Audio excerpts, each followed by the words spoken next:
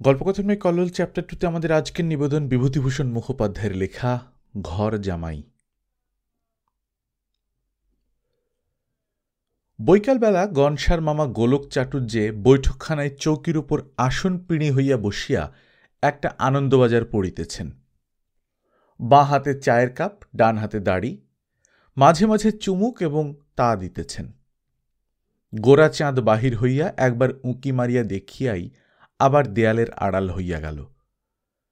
ঘাড় গুঁজিয়া দাঁত খুঁটিতে খুঁটিতে যেন মাথার সমস্ত শক্তি দিয়া কি খানিক্ষণ ভাবিল, তাহার পর 2-3 বার পাটা বাড়াইয়া এবং টানিয়া লইয়া শেষে খুব সন্তর্পণে প্রবেশ করিয়া চৌকির এক পাশটায় বসিল। গোলক চাটুর্যে একবার আর চোখে দেখিয়া লইয়া আবার খবরের কাগজে মনোনিবেশ করিলেন। বেশ খানিক্ষণ গেল। গোরাচাঁদ একবার গলাটা পরিষ্কার করিয়া লইল। গোলক চাটুর্যে আর একবার ঘাড়টা সামান্য একটু ফিরাইয়া প্রশ্ন করিলেন, কি খবর? গোরাচাঁদ স্খলিত কণ্ঠে উত্তর করিল, না তেমন কিছু না, এই। আরও খানিক্ষণ গেল। তাহার পর দেয়ালের একটা ছবির উপর দৃষ্টি নিবদ্ধ করিয়া গোরাচাঁদ প্রশ্ন করিল, শুনছিলাম গণেশের নাকি বিয়ের কথা হচ্ছে? গোলক চাটুর্যে এবার ঘাড়ও ফিরাইলেন না, কাগজের উপর দৃষ্টি রাখিয়াই বলিলেন, কোথায় শুনলে? কোনো উত্তর নাই। কপালে বিন্দু বিন্দু ঘাম জমিয়া গিয়াছে। কোঁচার খুঁটে মুছিয়া গোরাচাঁদ নিঃশব্দে বসিয়া দাঁতে নখ খুঁটিতে লাগিল। বেচারা এই উত্তর মোটেই আশা করে নাই। আরও খানিক্ষণ যাওয়ার পর একটু উসখুস করিয়া বলিল, গনসা বলছে ও বিয়ে করবে না, মানে? সেই রকম ধীর নিরুদ্বেগ কণ্ঠে প্রশ্ন হইল, কে ওকে বলছে করতে? আবার চুপচাপ। গোরাচাঁদ দাঁত খোটা ভুলিয়া কিছুক্ষণ কোড়ে আঙুলটা চিবাইল। তাহার পর যেখানে যেটুকু সাহস অবশিষ্ট ছিল জড়ো করিয়া বলিল, তাহলে আসি আমি। শিবপুরের স্টিমার ঘাটে ঘোতনা, রাজেন, ত্রিলোচন এবং কে গুপ্ত উৎকণ্ঠিতভাবে অপেক্ষা করিতেছিল। গোরাচাঁদ ভগ্নদূতের মতো নিতান্ত মনমরা হইয়া আসিয়া উপস্থিত হইল। ঘোতনা, রাজেন একসঙ্গে প্রশ্ন করিল, কি হল? গোরাচাঁদ রেলিংয়ে ঠেস দিয়া দাঁড়াইয়াছিল, মুখটা গঙ্গার দিকে ফিরাইয়া লইল। বুকটা চাপা রাগে ওঠানামা করিতেছে। ত্রিলোচন প্রশ্ন করিল, হল না রাজি? গেল একটু ঘাবড়ে টাবড়ে? গোরাচাঁদ মুখ ফিরাইয়া ঝাঁঝিয়া উঠিল, বকিস নি তিলে, আমার মেজাজ ভালো নেই। রাজি করা অত সহজ তো তুই নিজে গেলি না কেন? জানা এখনো দাড়ি মুঠিয়ে বসে আছে। ঘোতনা বলিল, আর চটে উঠছিস কেন? একটা কাজ নিজে ঘাড় পেতে নিলি, তাই জিজ্ঞেস করছে লোকে। গোরাচাঁদ রাগিয়াই বলিল, ঘাড় পেতে যেমন নিয়েছিলাম, চেষ্টা করতেও কসুর করিনি। গোরাচাঁদ ভীতু নয়, অমন ঢের দাড়িওয়ালা মামা দেখেছে। থাক দেখিন, ঝাড়া 1 ঘন্টা জেলখানার মতো একটা ঘরে বসে। কথা নেই বার্তা নেই, খালি মাঝে মাঝে চায়ে একটা চুমুক দেয়া আর দাঁড়িয়ে আঁচটানো। না পারি উঠতে, না পারি। রাজেন একটু আগাইয়া আসিয়া বিস্মিতভাবে প্রশ্ন করিল, চুপ করে বসেছিলি? তোকে যেমন যেমন বলে দেওয়া হয়েছিল বলিসনি? গোরাচাঁদ তেমনিভাবে কহিল, বলিসনি? ওর যেমন যেমন উত্তর দেওয়ার কথা তা দিয়েছে। দুটো কথাতেই এমন বলবার পথ আটকে দিয়ে গ্যাঁট হয়ে বসে রইল। ঘাগি লোক, ওকে ভাঁওতা দিয়ে বিয়েতে রাজি করবেন, ছেলের হাতে ম পেয়েছেন। এমন অবস্থা দাঁড় করালে মনে হয় ছেড়ে দে মা, কেঁদে বাঁচি। নাক কান মুলছি, আর ঘটকালতে কাজ নেই। নিরাশ হইয়া রাজেন, ত্রিলোচন প্রভৃতিও রাগিয়া উঠিতেছিল। রাজেন বলিল, তোকে পাঠানোই বোকামি হয়েছিল, নেহাত ওপর পড়া হয়ে যেতে চাইলি। আমি হলে। গোরাচাঁদ বলিল, লবাবি রাখ রাজেন। আচ্ছা বেশ, তোকে বেশি কিছু করতে হবে না। তুই শুধু 2টি কথার উত্তর দে, কোথায় শুনলে আর কে করতে বলেছে। দে উত্তর দেখি, কত বড় মুরদ। যেন একটা হেঁয়ালি শুনিতেছে এইভাবে হাঁ করিয়া গোরাচাঁদের মুখের পানে চাহিয়া রহিল। ত্রিলোচন বলিল, সবটা ভেঙে বল, না মাঝখান থেকে? ঘটনা কতকটা আন্দাজ করিয়াছিল, বলিল, বুঝেছি, ও যেই বলেছে শুনলাম নাকি গনসার বিয়ে হচ্ছে, ওর মামা আমরা যা ভেবেছিলাম তা না বলে জিজ্ঞেস করেছে কোথায় শুনলে। তা তুই কেন একটা মন গড়া উত্তর দিয়ে দিলি না তাড়াতাড়ি? যেমন ধর রাজেন বলেছে। রাজেন তাড়াতাড়ি ভীতভাবে বলিল, আমার নাম করা কেন মাইরি? গোরার ন্যায়রত্ন মশাইয়ের নাম করলেই পারত। কালা মানুষ, তার কাছে কেউ ভজাতে যেত না। সত্যই এই সামান্য বুদ্ধিটুকু যে কেন মাথায় আসে নাই ভাবিয়া গোরাচাঁদ ঘটনার মুখের পানে একটু অপ্রতিভভাবে চাহিল। ত্রিলোচন বলিল, আর দোষ দেওয়াও যায় না গোরার। বেজায় ধরিবাজার রাশভারী লোক, দেখছিস না অত চালাক গনসা, সেও এখনো মুখ দিয়ে একবার হ্যাঁ বলাতে পারল না। সেই যে কোট করে বসে আছে, আগে চাকরি না হলে দেবে না গনসার বিয়ে। এমন সময় কে গুপ্ত বলিয়া উঠিল, ওই গণেশবাবু আসছেন। স্টিমার এইমাত্র ঘাটে আসিয়া লাগিয়াছে। গণেশ নামিয়া কতকটা বিমর্ষভাবে পন্টুন বাহিয়া উঠিয়া আসিল। রাজেন প্রশ্ন করিল, কোথায় ছিলি চোপদ্দিন? কতবার খোঁজ করলাম। গণেশ উত্তর করিল, মামা চাকরি খুঁজতে পারতেছিল। ঘটনা প্রশ্ন করিল, কি হল? গনসা বলিল, 3-1। সকলে বিস্মিতভাবে তাহার মুখের পানে চাহিল। চাকরির পেছনে ঘুরিয়া ঘুরিয়া গনসার মাথা খারাপ হইয়া গেল নাকি? গনসা গোরাচাঁদের হাত হইতে বিড়িটা লইয়া একটা টান দিয়া বলিল, গনসার তো খেয়ে কাজ নেই, চাকরি খুঁজুক। ইডেন গার্ডেনে বার্মিস প্যাগোডার নিচে নিদ্রা দিয়ে ম্যাচ দেখে আসছি। ইস্টবেঙ্গল ক্যামেরুনস 3-1।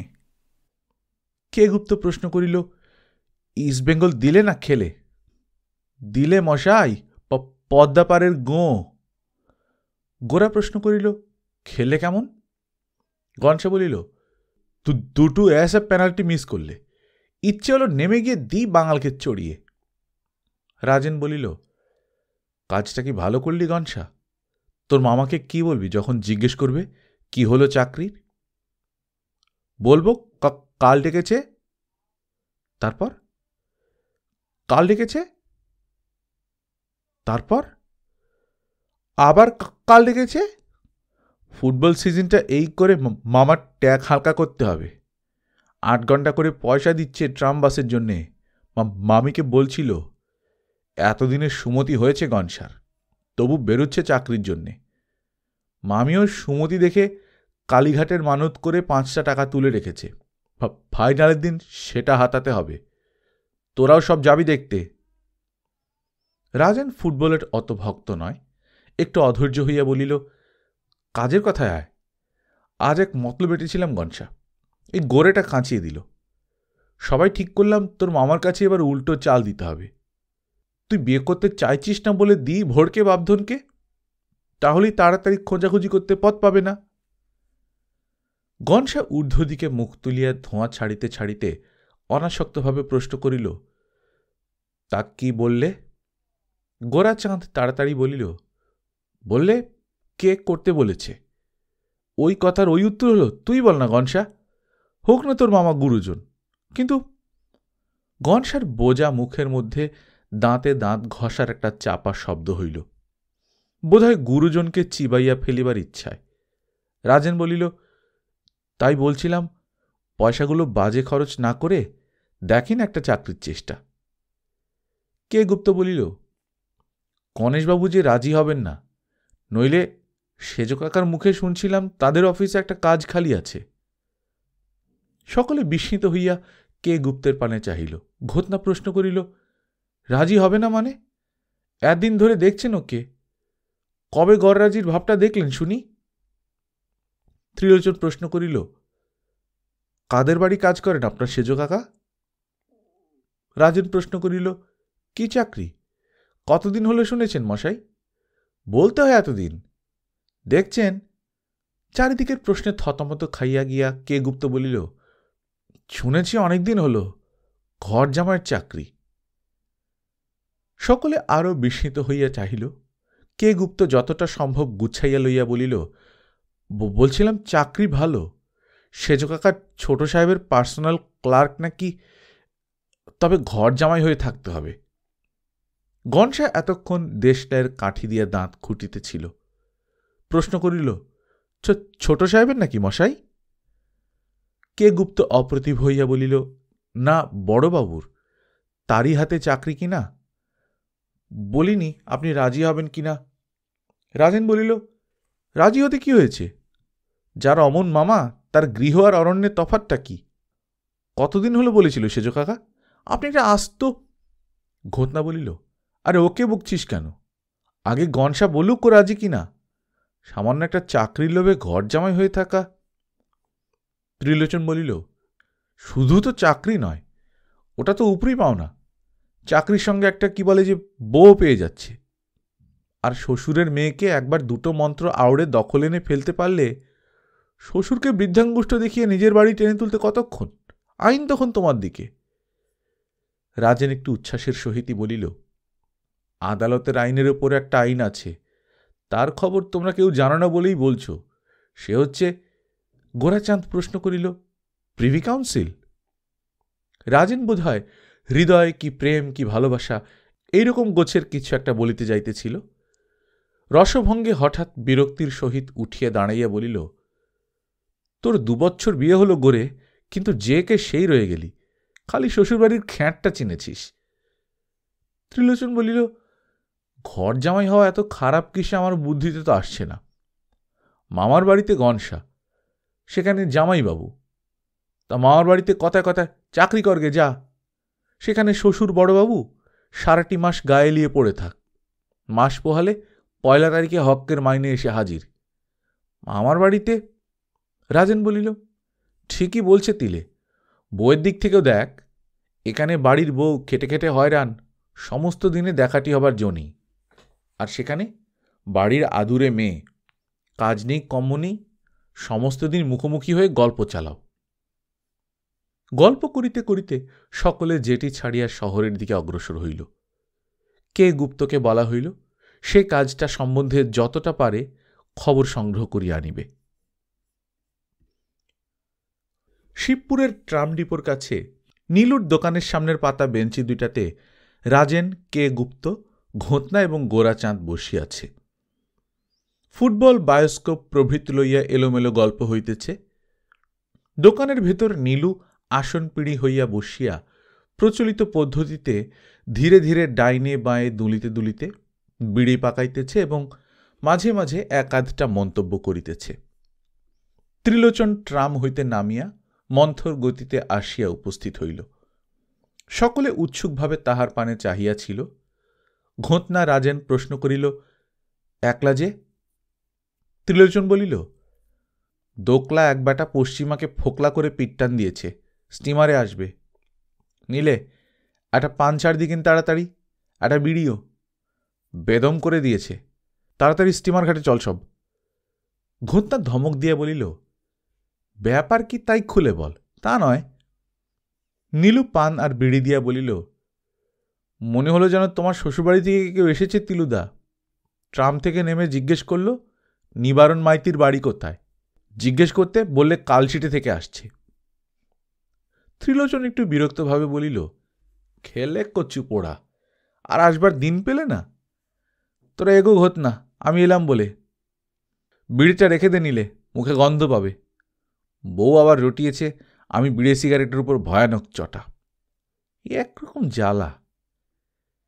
এরা ঘাটের কাছে পৌঁছিয়াছে। দেখা গেল ত্রিলোচন হনহন করিয়া পেছনে চলিয়া আসিতেছে। আসিয়া বলিল, খুড় শ্বশুর এসেছে, সেই যোগুদা। যোগুদার উপর কাহারও বিশেষ ভক্তি না থাকায় কেন আসিয়াছে কি বৃত্তান্ত কেহ জিজ্ঞাসা করিল না।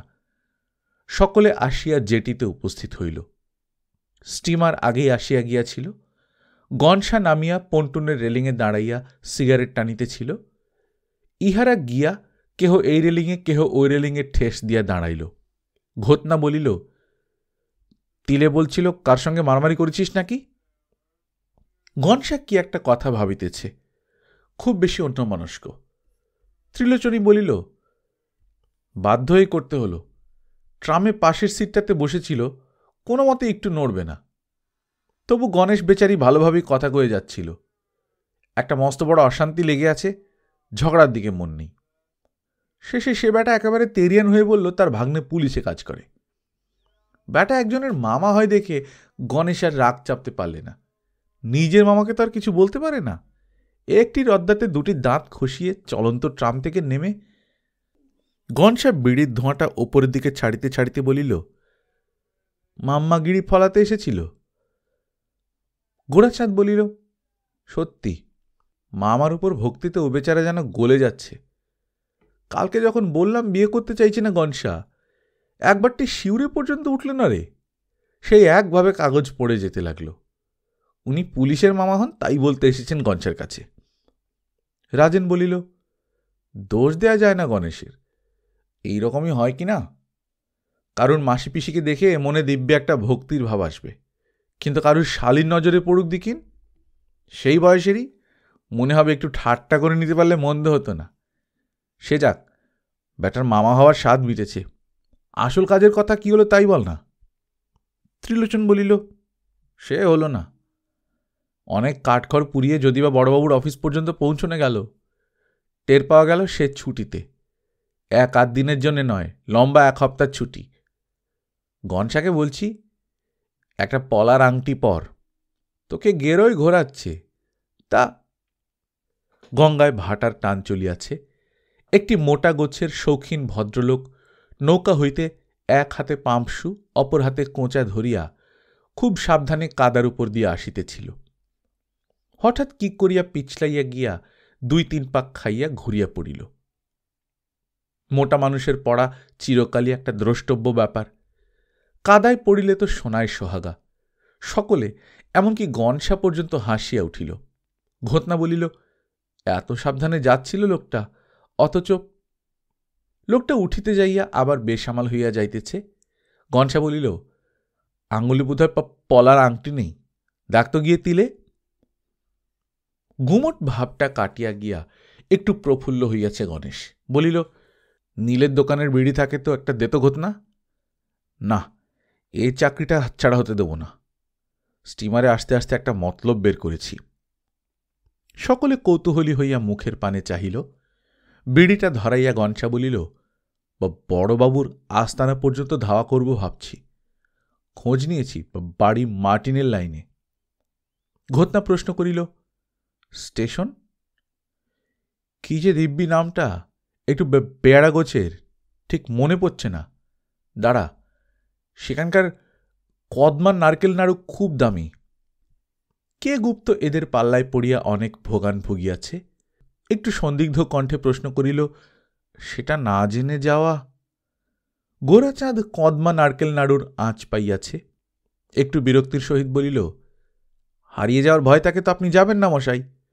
শিবপুরের ছেলে ঠিক বের করে নেবে। হাওড়া স্টেশনে গিয়ে যেখানকার সীতাভোগ নামি সেখানকার টিকিট চান তো শেওড়াফুলির দেয় কি বর্ধমানের দেয় দেখি। রাজেন বলিল, হাওড়া স্টেশনে গিয়ে অত হাঙ্গামা করতে হবে না। ময়দান স্টেশনে গনসার টাইম টেবিলটার উপর একবার চোখ বুলিয়ে গেলেই মনে পড়ে যাবে নামটা। ঘটনা বলিল, তাহলে যাচ্ছে কে কে? সবাই? গনসা সংক্ষেপে বলিল, সবাই ক্যান্ডিডেট, একসঙ্গে গাড়ি থেকে নেমেছি, কারণ নিজেদের মধ্যে জানাশোনা নেই। ত্রিলোচন বলিল, ধর যদি তোকে বাছাই না করে ঘটনাকে করে?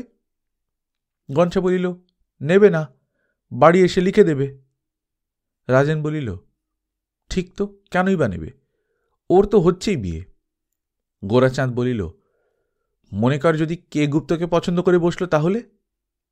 গনসা বলিল, ও তো অমন এক মাম্মার পাল্লায় পড়েনি। রাজেন বলিল, মন তো মতলব বের করেনি গনসা, যাকেই পছন্দ করো সরে দাঁড়াবে, বাকি থাকবে শুধু ওই। বিলম্ব আর একেবারেই করা সমীচীন নয়। পরদিন সকালের গাড়িতেই যাওয়া ঠিক হইল।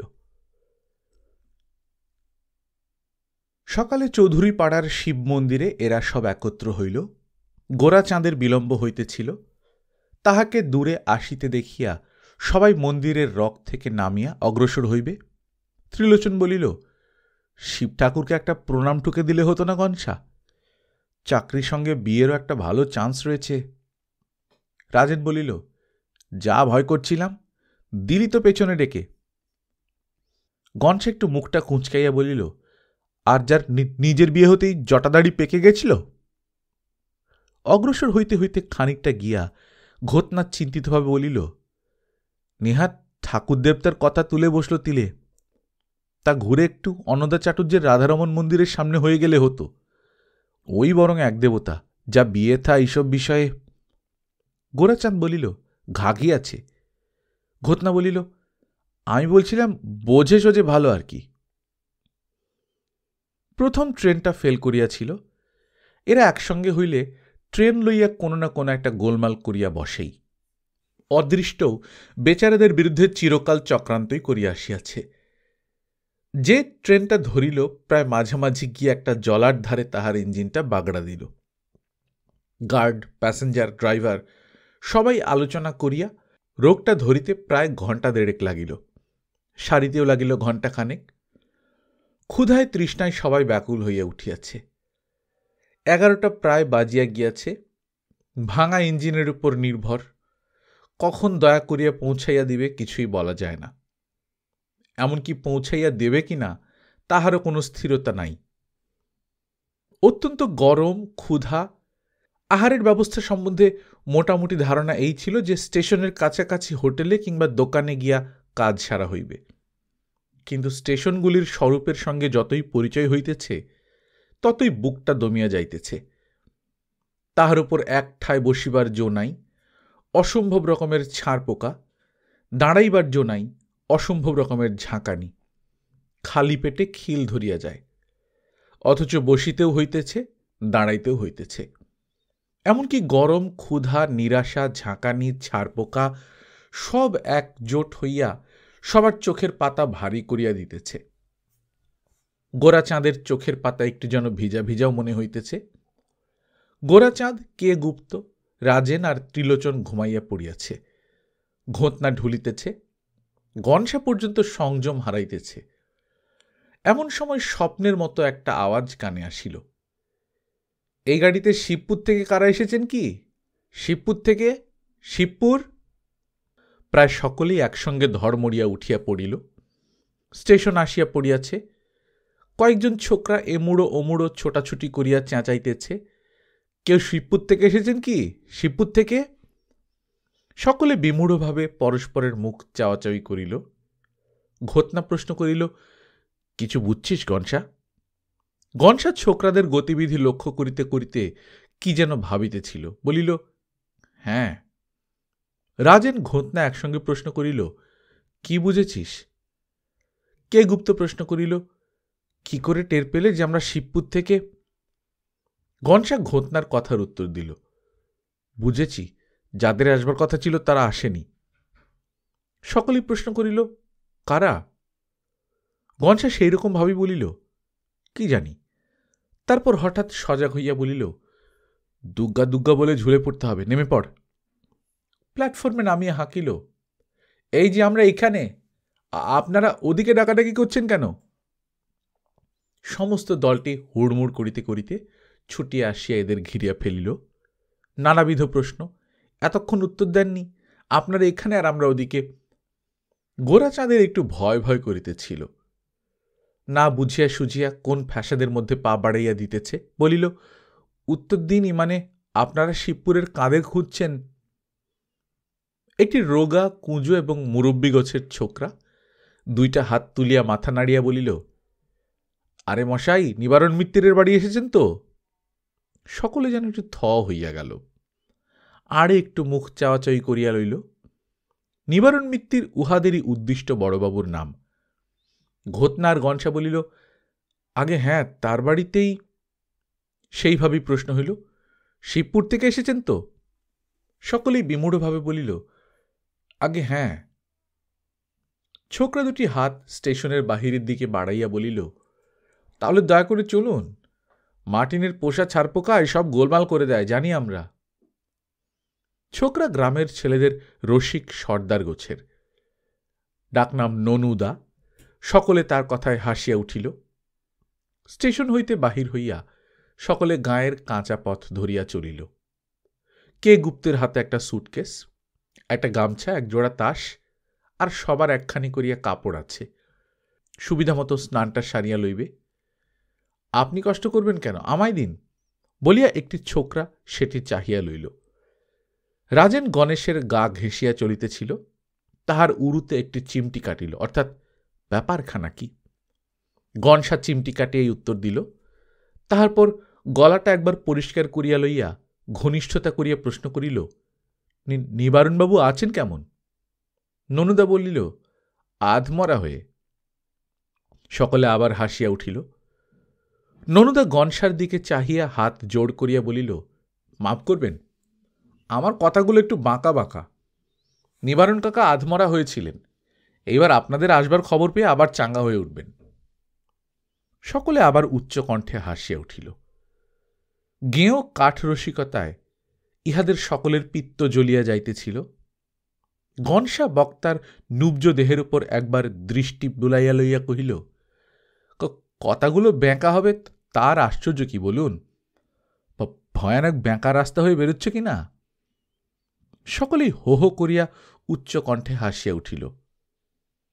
পাশের একজন সঙ্গীকে ফিসফিস করিয়া বলিল, শিবপুরের দল চালাকি করতে গেছেন ননুদা। কথাবার্তার মধ্যে ইহারা একটা গলি ঘুরিয়া একটা বাড়ির সামনে আসিয়া পড়িল। পাশাপাশি চারিটা ঘর, সামনে একটা বারান্দা। বারান্দার এক পাশে ইঁটের উনানে দুইজন পাচক ব্রাহ্মণ রান্না করিতেছে। কাছেই দুজন মুরব্বী গোছের লোক বসিয়া গল্প করিতেছে, একজনের হাতে হুঁকা। দলটি আসিতেই হুঁকা হাতে লোকটি ফিরিয়া দেখিয়া বলিল, এই যে এসে গেছেন এরা, শিবপুর থেকে তো? ওই পাশের ঘরটা নিয়ে যাও। দক্ষিণে কোথায় গেল? জল দিক, চান টান করে নিন। উফ, দুপুর গড়িয়ে গেল, কি করে হলো এত দেরি? রাজেন আগাইয়া একটা নমস্কার করিল, বলিল, ইঞ্জিন বিগড়ে এই নিগ্রহ। গনসা, ঘোঁতনা প্রভৃতি সকলে আসিয়া একে একে নমস্কার করিল। ভদ্রলোক সকলের উপর একবার দৃষ্টি বুলাইয়া প্রশ্ন করিলেন, সবাই এসে গেছেন আপনাদের? চলুন ওপরে আসুন। ননুকে পাঠিয়েছিলাম স্টেশনে, সে কোথায় গেল? ননু গনসার এক ঠাট্টাতেই পৃষ্ঠভঙ্গ দিয়েছে। একজন ছোকরা বলিল, তিনি বললেন তোরা বৃন্দাবন সামলা, আমি মথুরা সামলাতে চললাম। নিজেও হাসিয়া উঠিল, আর সকলেও যোগ দিল। ভদ্রলোক একটু হাসিয়া কহিলেন, বড্ড ফচকে হয়েছে ওটা। নে, তোরাই তাহলে এদের দেখাশোন কর একটু, যেন কোনো কষ্ট না হয়, নিবারণদা বিশেষ করে বলে দিয়েছেন। নিন, আপনারা চান টান সেরে এক মুঠো খেয়ে নিন। ঠাকুর, তোমার মাংসে যদি দেরি থাকে তো সাদামাটা যা হয় একটু ব্যবস্থা করে দিও, এমনি খুব দেরি হয়ে গেছে। মাংসে মশলা দিয়া নাড়িতেছে। গোরাচাঁদ রস্য নিঃশ্বাসের সঙ্গে আঘ্রাণ লইতেছিল। সাদামাটা ব্যবস্থার নামে শঙ্কিত হইয়া একটু হাসিয়া বলিল, করুক ধীরে সুস্থে, খাওয়াটাই তো আসল নয়। মাংসটা খুব ভালো রান্না হইয়াছিল, তাই মাথার উপর একটা অনিশ্চিত বিপদ ঝুলিতেছে। ইহারা মরিয়া হইয়া ফাঁসির খাওয়া খাইয়া লইল। গুরু ভোজন, গাড়ির কষ্ট, শতরঞ্জির ওপর বিছানো সাদা ধবধবে ফরাস, চাপা গলায় নানা রকম আন্দাজ আলোচনা করিতে করিতে ইহারা একে একে ঘুমাইয়া পড়িল। সন্ধ্যা প্রায় হয় হয়, ত্রিলোচন, গনসা আর রাজেনের ঘুম ভাঙিয়া গিয়াছে। ইহারা দুইজনে মুখোমুখি হইয়া শুইয়া আছে। ত্রিলোচন উঠিয়া বসিয়া একটা বিড়ি টানিতেছে। রাজেন বলিল, আমার আন্দাজ যদি মিথ্যে হয় গনসা, তো কি বলেছি, এর মধ্যে ঠিক দৈব কোনো ব্যাপার আছে, শুনলি তো?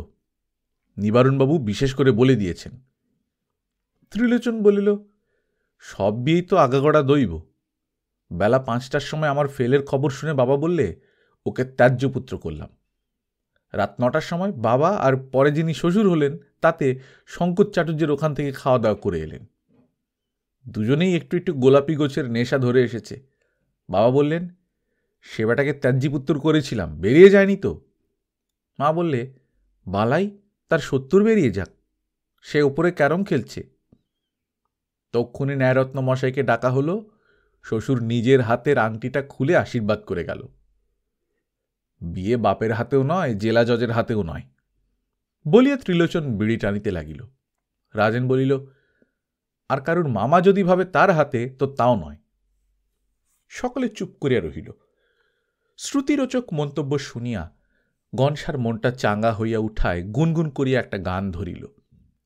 গানটা যখন বেশ একটু জোর হইয়া জমিয়া উঠিয়াছে, ত্রিলোচন সুটকেসটা টানিয়া তবলা শুরু করিয়া দিয়াছে, ঘোতনা আসিয়া চৌকাঠের নিচে দাঁড়াইল। একবার পেছনে আশেপাশে দেখিয়া লইল, একটু চাপা গলায় গনসার টোন নকল করিয়া বলিল, শুধু গানে হবে না, ঘুঙুর পর নাচও দেখাতে হবে। ঘনশা বোধহয় তাও পারি বলিয়া রসিকতা করিতে যাইতেছিল। ঘোতনা গম্ভীরভাবে আসিয়া পাশে বসিল, বলিল, তোমাদের বিয়ে বরযাত্রীর স্বপ্ন দেখবার জন্য ঘুম আসছে, এ সম্মাদটা আসেনি। নেমে পর্যন্ত গা ছমছম করছিল আমার। কেন বাবা, গরিবের ছেলে চাকরি খুঁজতে এসেছ, তা তো চব্যচুষের ব্যবস্থা কিসের? গতিক ভালো নয় তো? ঘুরতে ঘুরতে পৌঁছবি তো পৌঁছো একেবারে খাস জায়গায়, বড়বাবুর বাড়িতে। রাজেন প্রশ্ন করিল, দেখা হলো? ঘোতনা ঝাঁঝিয়া বলিল, চুপ কর রাজেন, তার মরবার ফুরসত নেই। একদিকে ভিয়েন, একদিকে থিয়েটারের স্টেজ, একদিকে বরযাত্রীদের হাঙ্গামা। তিনজনই প্রশ্ন করিয়া উঠিল, বরযাত্রী? ঘোতনা বলিল, তার মেয়ের বিয়ে হলে বরযাত্রী আসবে না তো একপাল পেটে অন্য নেই চাকরির উমেদার আসবে? উত্তর পাড়া থেকে বরযাত্রী এসেছে, জনাই থেকে শখের থিয়েটার পার্টি এলো বলে এইখানেই উঠবে, মোটরে আসছে। কলকাতা থেকে খেমটা আর শিবপুর থেকে ওরিয়েন্টাল ড্যান্স পার্টি। ত্রিলোচন উৎকণ্ঠিতভাবে প্রশ্ন করিল, এসেছে? ঘোতনা বলিল, হ্যাঁ, এই যে গল্পগুজব করছে। সকলে মিনিট দুই স্তম্ভিত হইয়া বসিয়া রহিল। বড়বাবু দলের মধ্যে যে কোনটিকে বাছিয়া লইতে পারেন, কে গুপ্ত ঘুমের ঘোরে বোধহয় কোণে এবং চাকরি পাওয়ার স্বপ্ন দেখিয়া বিড়বিড় করিয়া বকিতেছিল। ত্রিলোচন ঠেলা দিয়ে বলিল, কি পাশ করেছি করছেন মশাই, উঠুন, যা চাকরি পেয়েছেন এখন সামলান। গোরাচাঁদকেও তোলা হইল। সব শুনিয়া দুজনে বাকরুদ্ধ হইয়া ফ্যাল ফ্যাল করিয়া চাহিয়া রহিল। ঘুমের ঘোর কাটিয়া কথাটা যখন মাথায় ঢুকিল, গোরাচাঁদ হতাশ হইয়া বলিল, আমায় ফেলে যাসনি, বড্ড খেয়েছি। ঘোতনা বলিতে লাগিল, এতক্ষণ দফা নিকেশ হয়েছিল, একপাল ছেলে ছোকরা তোমাদের কাছে দু এক পা শিখে নেওয়ার জন্য ঝুঁকেছিল। রাজেনের উদয়শঙ্করী ঝুঁটি আবার সর্বনাশ করেছে কিনা, কর্তাদের বলে কয়ে এদিকে কাউকে ঘেঁষতে দিইনি এতক্ষণ। বললাম, গত 4 রাত্রি থেকে শ্রীরামপুর, দমদমা, রানাঘাট, মজিলপুরে বায়না কেটে সবাই আধমরা হয়ে রয়েছে, পা আর উঠছে না, একটু ঘুমোতে দিতে হবে। তাই এদিকে ভিড় নেই, নইলে। ঘনশা বিরক্তি এবং সন্দেহের সহিত বলিল, বাজে বকিস নি তো ঘোতনা, কি শুনতে কি শুনে এসে। একটা দলকে বায়না করে এসেছে, কেউ চিনলে না যে আমরা তারা নয়, গাঁজাখুরি ঝাড়তে এসেছিস। ঘোতনা বলিল, তাহলে তুমি বড়বাবুর হাতে দরখাস্ত দেওয়ার জন্য থাকো, আমাদের যেতে দাও। আর যাবেই বা কোথায়, ফেরবার গাড়ি নাস্তি। যা বলছি শোন, ঘোতনা তো কাঁচা ছেলে নয়, সে খোঁজো নিয়েছি। বায়না করে যে এসেছিল সে বেটা ননুর দাদা, এদের পানুদা। সে এখনো ফেরেনি, চিনবে কে? সে শিবপুরের দলকে রওনা করিয়ে দিয়ে ওদিক থেকে জনায়ের দলকে মোটরে করে নিয়ে এসে পৌঁছবে। এই পৌঁছল বলে। কে গুপ্ত প্রশ্ন করিল, তাহলে শিবপুরের দল মানে ড্যান্সিং পার্টি এলো না কেন? গোরাচাঁদের মুখ শুকাইয়া আমসি হইয়া গেছে। খিচাইয়া বলিল, তামুন মশাই, আপনি আর বোকার মতো যাতায়াত জিজ্ঞেস করবেন না ওরকম করে। আসেনি আমাদের কপাল ভেঙেছে বলে। তোরা তো পালাবি, আমার পেট ফুলছে। সন্ধ্যা হইয়া গেছে, এদিকটা খালি ছিল। চায়ের কেটলি পেয়ালা পরাতে করিয়া জলখাবার প্রভৃতি লইয়া কতগুলি লোক উপস্থিত হইল। জনাই থেকে যাহারা আসিতেছে তাহাদের ব্যবস্থা, এদের সঙ্গে ননুদাকে কেন্দ্র করিয়া আবার ছেলেদের দলও আসিয়া জুটিল একটা। জায়গাটা সরগরম হইয়া উঠিল। ননু বুকের উপর হাত দিয়া বলিল, আবার আপনাদের ব্যাঁকা ননু হাজির হয়েছি। চা এবং টার ব্যবস্থা একটু করি। ছেলেরা উচ্চ কণ্ঠে হাসিয়া উঠিল। মেজাজটা আরও খারাপ। গনশা একরকম রাগিয়াই কি একটা বলিতে যাইতেছিল, এমন সময় গোটা তিনেক মোটর হর্ন দিয়া সামনের রাস্তায় আসিয়া দাঁড়াইল। ননু ঘুরিয়া দেখিয়া বলিল, জনাই এসে গেছে। সঙ্গে সঙ্গে সমস্ত দলটা উচ্চ হাস্য ও কলরবের সঙ্গে জনা এসে গেছে, জনা এসে গেছে করিয়া হুড়মুড় করিয়া নামিয়া সেই দিকে ছুটিল। রাজেন বলিল, পানুদা এসে গেল, এখন উপায়? দাঁড়িয়ে চোরের মার খেতে হবে গনসা। কি করতে আসা আর কি হতে চলল। গোরাচাঁদের সবচেয়ে আশঙ্কা তাহাকে ফেলিয়া সকলে পলাইবে। দাঁড়াইয়া মার খাওয়ার নামে কতকটা আশ্বস্ত হইয়া বলিল, কঘা করে দেবে বলে তোর আন্দাজ হয় রাজেন? বেহালা, ক্লারিনেট, কর্নেট প্রভৃতির বাক্স হাতে করিয়া জনায়ের দল নামিয়া আসিল। প্রায় জন 16-17। মোটরের শব্দ শুনিয়া কাজের বাড়ি থেকেও লোক আসিয়া জুটিয়াছে। আদর অভ্যর্থনার মধ্যে প্রশ্ন হইল, আমাদের পানু কোথায়? পানুকে দেখছি না যে। পাশের ঘর, বারান্দা সব ভরিয়া গেল, উঠান পর্যন্ত। জল গরম কর, চা, হাত পা ধোবার জল দিক। রীতিমতো একটা শোরগোল পড়িয়া গেল। রাজেন চাপা গলায় বলিল, এই বেলা গনসা, এই ভিড়ের মধ্যে? সকলে উঠিয়া দাঁড়াইল। গোরাচাঁদ বলিল, দৌড়তে পারবে না বলছি, তাহলে ফাঁস করে দেব। দেখ আমার পেটে টোকা মেরে, না বিশ্বাস হয়। কে উত্তর করিল, পানুবাবু শিবপুরের ওরিয়েন্টাল ড্যান্স পার্টিদের নিয়ে পেছনে আসছেন, আর ট্যাক্সি তক্ষুনি পাওয়া গেল না বলে একটু আটকে গেলেন। বললেন। কয়েকটা কণ্ঠে অতিমাত্র বিস্মিত প্রশ্ন হইল, শিবপুর? শিবপুরের তারা তো। কোণের ঘরের দিকে অগ্রসর হইল। সবাই কাঠ হইয়া গিয়াছে, এক গনসা ছাড়া। সে বেশ সহজভাবে বাহির হইয়া চৌকাঠের কাছে দাঁড়াইয়া বলিল, পানুদা কতক্ষণে পৌঁছবে তাদের নিয়ে? কয়েকজন বিস্মিতভাবে প্রশ্ন করিল, তাহলে আপনারা? গনসা অবিচলিত কণ্ঠে বলিল, কজন মাত্র এসেছি আমরা ফার্স্ট ব্যাচে।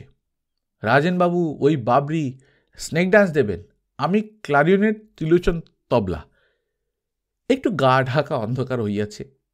তাহা না হইলেই সকলেই দেখিত রাজেনের মুখটা একেবারে ছাইপানা হইয়া গেছে। তাড়াতাড়ি গনসার কানের কাছে মুখটা লইয়া ফিসফিস করিয়া বলিল, আমি এবার চেঁচাবো গনসা, আমায় ফাঁসি দিলি, ডান্সিংয়ের ডও তো জানি না। রাজেনের সঙ্গে সঙ্গে খাতির দাঁড়াইয়া গিয়াছে। কয়েকজন উৎসুকভাবে প্রশ্ন করিল, উনি বলেন কি? গনসা রাজেনকে একটু চুপ করিবার জন্য চিমটি কাটিয়া বলিল, উনি বলছেন নীলগিরি স্নেক ডান্সটা দেখাবেন আজ। এইটাই ওর সবচেয়ে ভালো কিনা মাস্টারপিস। গোরাচাঁদও নিজের অনুকূলে সবার একটা সহানুভূতি গড়িয়া লইবার জন্যে আগাইয়া আসিয়া বলিল, আমি একটা মণিপুরি ডান্স দেব। ভিড়ের মধ্যে থেকে একজন বলিল, আপনার যেরকম কাঠামো মশাই, তাতে ভোজপুরি ডান্সেরই বেশি খোলতাই হতো। একজন বয়স্থ গোছের বলিল, ও আপনারা তাহলে সবাই আসেননি? কনসা বলিল, আগে না, কয়েকজন ছুটি পেলে না, চাকরি আছে কি না, তাই এই ব্যবস্থা মন্দ হয়নি। পানু ওদের নিয়ে ঠিক সময় না আসতে পারলেও আপনারা চালিয়ে নিতে পারবেন। ঘোতনা আগাইয়া আসিয়া বলিল, বিলক্ষণ, কত আসর মেরে এলাম, আর এ তো একা রাজেনি। বাবরিওয়ালা নীলগিরি স্নেক ডান্স দিবার লোকটির পায়ের দিকে কয়েকজনের নজর গেল। থরথর করিয়া এত কাঁপিতেছে, প্রায় হাঁটুতে হাঁটুতে ঠোকাঠুকি হইয়া যাইতেছে। সকলে ভাবিল সাদা পা নাচের জন্য চঞ্চল হইয়া উঠিয়াছে। প্রায় মিনিট 15-20 পরের কথা। মোটর তিনখানা ভিড় থেকে সরিয়া গিয়া খানিকটা দূরে সারি সারি দাঁড়াইয়াছিল। ঘোতনা, রাজেন প্রভৃতি ঘুরিতে ঘুরিতে আসিয়া একে একে জড়ো হইল। সবশেষে গনসা একটু হন্ততন্ত হইয়া আসিয়া প্রশ্ন করিল, তোমাদের মধ্যে মাখন ড্রাইভার কার নাম? মাঝের গাড়িটার ড্রাইভার সিটে হেলান দিয়া শুইয়াছিল, উঠিয়া বসিয়া বলিল, আমি মাখন। গনসা গাড়ির দুয়ারটা খুলিয়া প্রবেশ করিতে করিতে বলিল, শিগগির স্টার্ট দাও, জনায়ে ফিরে যেতে হবে, আসল জিনিসই সব ভুলে এসেছে। ঘোতনা প্রভৃতির পানে চাহিয়া বলিল, উঠে এসো তোমরা, তো দেরি করো না, আর সব হাতে হাতে সংগ্রহ করে নিতে হবে। কি যে ফ্যাসাদ করে বসল। গোরাচাঁদ বলল, ব্যাগটা রয়ে গেল। গনসার আপাদমস্তক চলিয়া গেল। গোরাচাঁদের উপর একটা উগ্র দৃষ্টি নিক্ষেপ করিয়া সহজ কণ্ঠেই বলিল, ও তাও তো বটে, তা আপনি ওটা একটু দয়া করে আগলান গে, এক্ষুনি তো আসছি ফিরে। কই দিলে স্টার্ট? স্টার্ট দেয়া হইয়াছে। গোরাচাঁদ তাড়াতাড়ি ফুটস্টেপের উপর লাফাইয়া বলিয়া উঠিল, না না, সুটকেস আর যাবে কোথায়? সব চেনা জানা নিজের লোক। ওদিকে কে হাঁকাহাঁকি করিতেছে। কই শিবপুরের সবাই গেলেন কোথায়? মণিপুরি ডান্সে সেই ভদ্রলোক যে চা জল খাবার নিয়ে আসতে বললেন। দ্রুত অপসৃয়মান মোটরের মধ্যে গোরাচাঁদের দীর্ঘশ্বাসের সঙ্গে কয়েকজনের দাঁত কড়মড়ানির শব্দ হইল।